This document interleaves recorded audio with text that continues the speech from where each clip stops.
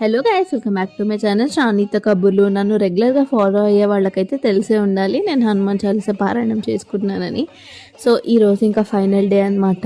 So 11th day ఏం చేశాను ఏంటి అన్నది ఈ వ్లాగ్లో చూస్తారు. ఫస్ట్ అయితే మార్నింగే లేచి ఫ్రెష్ అప్ అయిపోయి చక్కగా వడమాల అన్నీ చేశాను అనమాట. ప్రసాదం అంతా ప్రిపేర్ చేసుకున్న తర్వాత ఇంట్లో దేవుడికి పారాయణం కంప్లీట్ చేసుకొని ఇంకా మాకు దగ్గరలో ఉన్న టెంపుల్ హనుమాన్ టెంపుల్కి వెళ్ళాను. ఇంకా అక్కడ సింధూరం పెట్టించి ఆకు పూజ చేయించి అండ్ మాల తీసుకొని వెళ్ళాను అనమాట.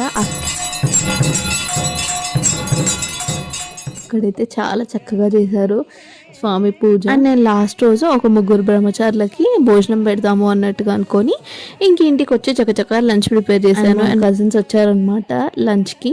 ఇంకా వాళ్ళు తిన్న తర్వాత చక్కగా కూర్చొని మేము కంప్లీట్ చేసాము. ఎలా అసలు ఈ 11 days ఎలా కంప్లీట్ అయ్యాయో కూడా అర్థం కావట్లేదు. ఎలాంటి ఆటంకం రాకుండా చాలా చక్కగా జరిగింది. పారాయణం స్టార్ట్ చేసినప్పటి నుండి మనసు ఎంత ప్రశాంతంగా, ఆ పాజిటివ్ వైబ్స్ అనేవి చాలా బాగా హిట్ అయ్యాయి అనమాట నాకు.